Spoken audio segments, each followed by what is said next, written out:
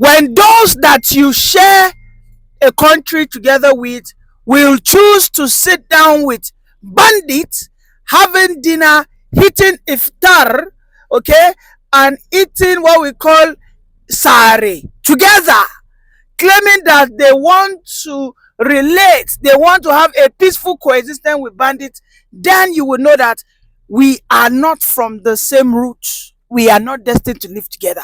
Today, those bandits have now officially written laws, forwarded it to some northern states House of Assembly for those laws to be pushed, to be approved, to be deliberated, and of course to be a part of laws of the land. I mean, what are these laws about? Some of these laws is the bandits will become what we call warlords. They will become the lords, caretakers that will be given some amount of gratuities, tributes. You have to pay a certain amount when you want to cultivate. You have to pay a certain amount when you want to harvest. When you do all these things, then you can go to farm peacefully and there won't be issues. Yes, we might have something similar like this in the south, because I know that we have agberos.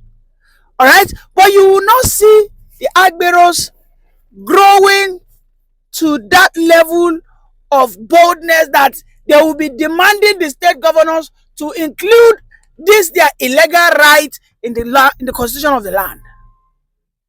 Where we are going, it is clear that if we do not at this point in time begin to cry out, just like Sharia did, those bandits will begin to use the lesson that they are learning from all these other northern states. They will spread it from Katsina to Kano, from Kano to Niger. From Niger, you might just find it in Ilorin or you're in Ogun State. Yes, because when Sharia started, it started in Zamfara, and from Zamfara, it went like a wildfire.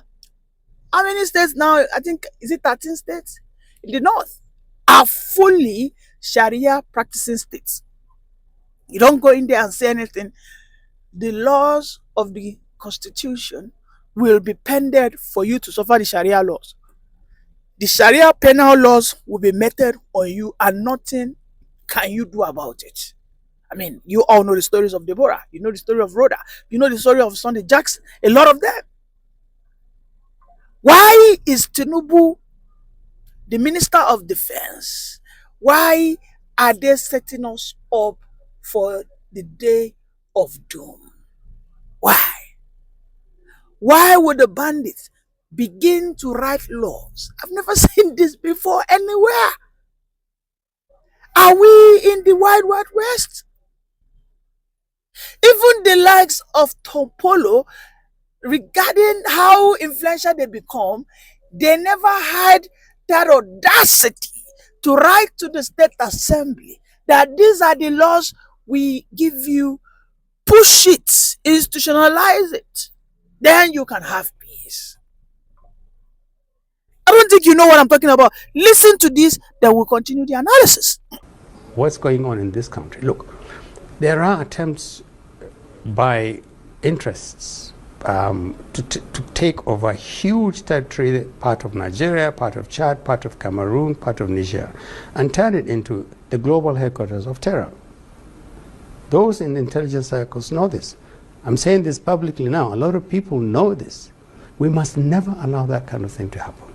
We don't want to live under ISWA. We don't want to live under Boko Haram. We don't want to live under Lokarawa. Okay, welcome back. That's a short clip. A longer version, I'll play it later on. I mean, why are we forcing ourselves? Or why are we allowing the North to continue to hold us down? Like, seriously. Why can't we, as a collective, right there from the Middle Belt into the South, and demand for the real solution that we truly need? You know, Tinubu will finish his 4 years.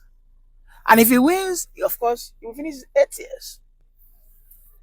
If Tinubu fails to implement total restructuring, you see all these taxes, and they said Tinubu wants to taxing Nigerians in 2026. They're not born the tax master to go to casino and say you want to tax those bandits. Wait, eh? Farmers are already been told that anything, any crop, any of your farm produce, you go pay us money. Otherwise, you won't be able to go to farm.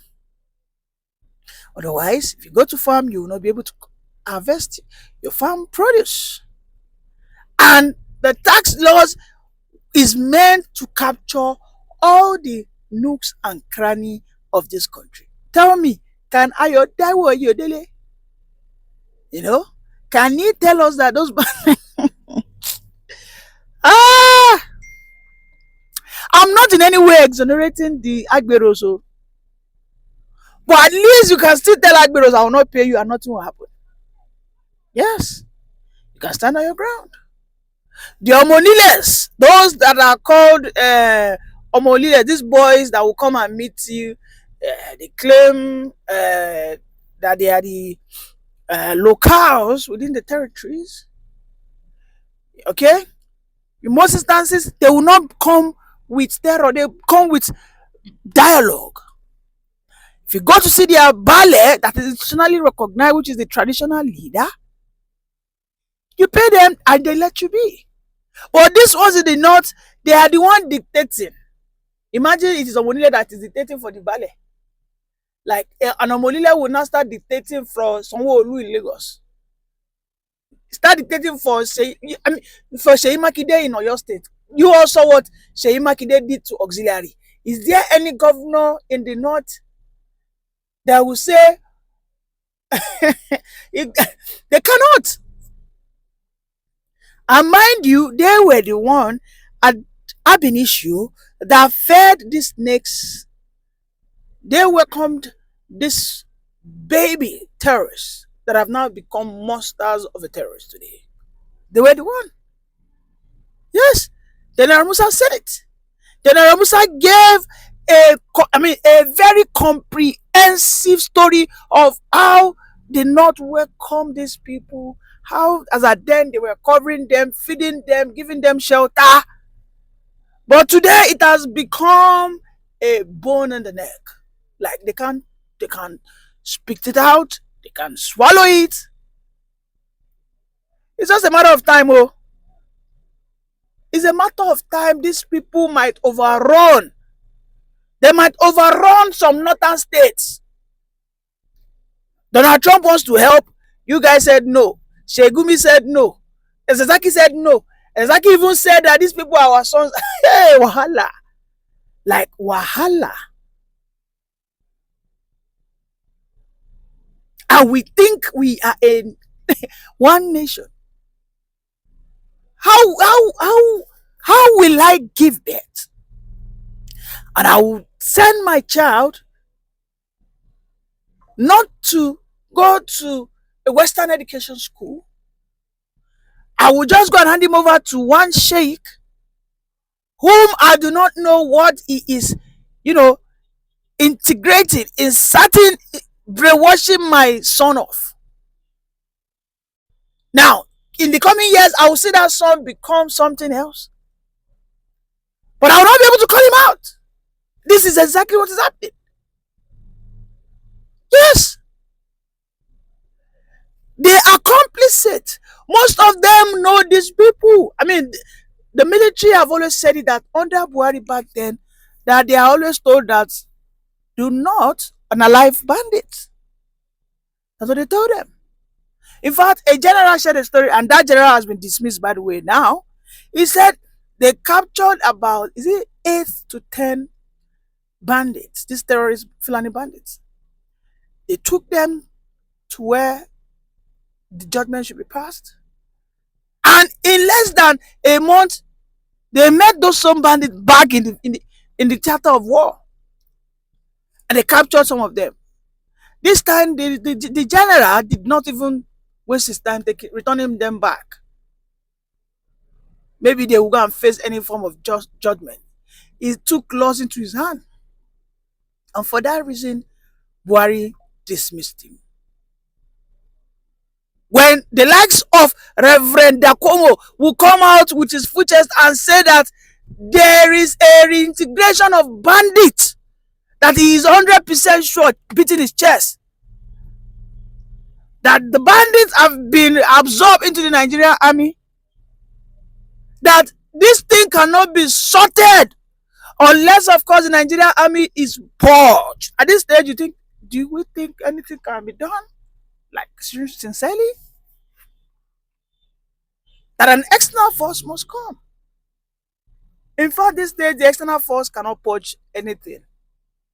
The only thing they can do is help us push for a referendum.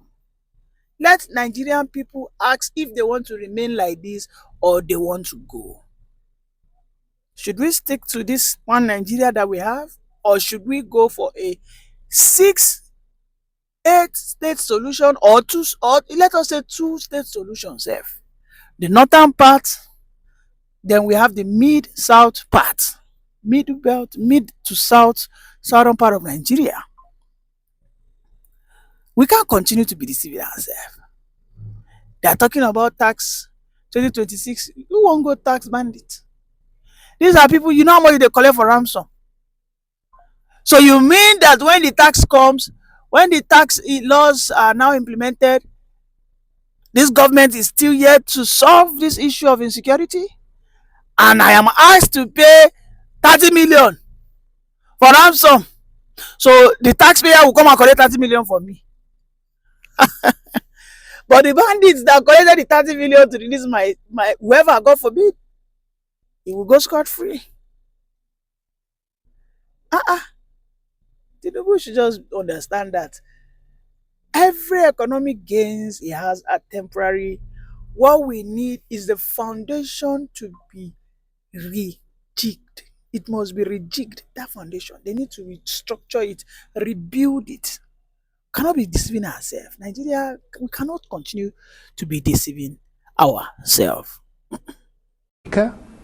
Is actually jeopardizing the recovery of the country. It's not good for Nigeria, it's not good for America, it's not good for the world. This is a country on the edge, it should not be pushed further. But do you think this unprecedented global attention, just in itself, even if it doesn't go further, but if that attention remains focused, that it could force change in this country? Is that something you are hoping for? Well, whether we like it or not, we are living in a global village. Let me use a very popular cliche. I mean, the world knows our situation, which is the reason why those who really are concerned about what's going on in this country, look, there are attempts by interests to take over huge territory, part of Nigeria, part of Chad, part of Cameroon, part of Niger, and turn it into the global headquarters of terror. Those in the intelligence circles know this. I'm saying this publicly now. A lot of people know this. We must never allow that kind of thing to happen.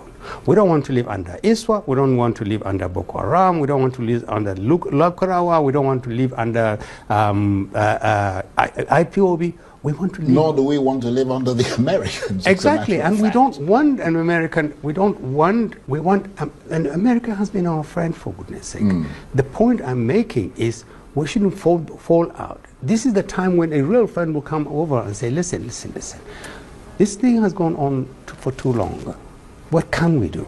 And there's a lot the Americans can do for us. For instance, they can't sanction our leaders, but making lives more difficult for ordinary. What I would advise President Tinubu directly should watch the movement of Shetima, his vice. He should weigh the advice they are giving him. I just pray for Tinubu to survive. Shetima does not mean well for Tinubu. These are the words that were mustered out from the lips of Reverend Dakomo. Reverend Dakomo, the very popular prophet or pastor in the Middle Belt, who has made the Christian genocide outcry go globally viral, has said that there might be an internal saboteur. And these might be the people that are closest to President Tinubu. His deputy, and of course, his national security advisor. For me, what I understand clearly is this. No matter who they are, Tinubu has proven over the years to be a man who operates like a mafia. You know, we have always said it that why is it that Tinubu surrounds himself? In fact, the man that spreads his bed, okay, that lays his bed, is a Yoruba person. Why should Tinubu have around him people that are closely from his ethnic, extraction? And this is why we keep saying that Nigeria was not formed in a way that you would say you would trust your brothers from the other part of the country. Buhari started it. Tinubu has amplified it. Anybody that gets in there after Tinubu, and this time I mean a southern candidate, if you go there, you try to play the Jonathan, then they will kick you out just as they did for Jonathan. Tinubu, for me, I understand, will not fall into that trap. But again, the words of Reverend Dakomo is welcome. I mean, you all wonder that why has Shetima been quiet? I mean, the vice president who made that provocative statement in Gaza, as at 2 months ago, he made that statement in September, where he said Nigeria stands with Palestine.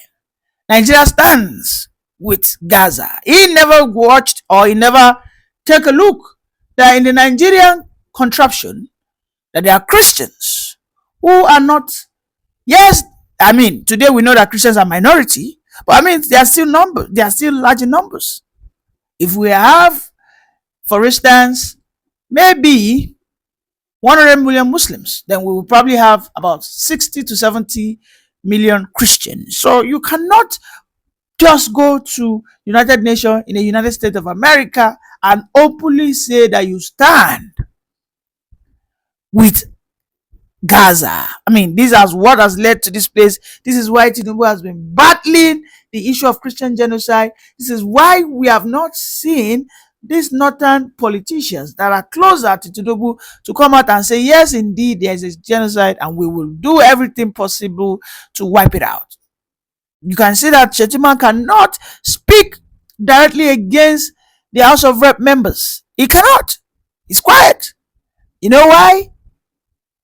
I mean, I believe you know what I mean. So, a lot is happening within that cabinet, and Reverend Dakomo, I don't know why he has to say this. I don't know. Maybe he's a supporter of Bola Ahmed Tinubu. I don't know. Because I am not. I'm just an objective analyzer. But what we know is the Nigerian political space is riddled with ethnic and religious tension. Yes. First and foremost, you have to be Muslim enough to be accepted to become the president, or you have to be able to bend to the whims and caprices. That's one for the religious aspect. On the other hand, some ethnicity are revered never to lead. Look at the issue of the Igbos. If we were in a Senate climb, a Peter Obi should not be struggling as it were today. No, you shouldn't. But they will take a look at your ethnic coloration and tell you, oh, this guy is an Igbo person. No, we cannot trust him. Okay, the Yorubas, we can still work with them. This is what the northern hegemony, okay? The power brokers, this is what they do. The same thing happens in the southwest. Yeah,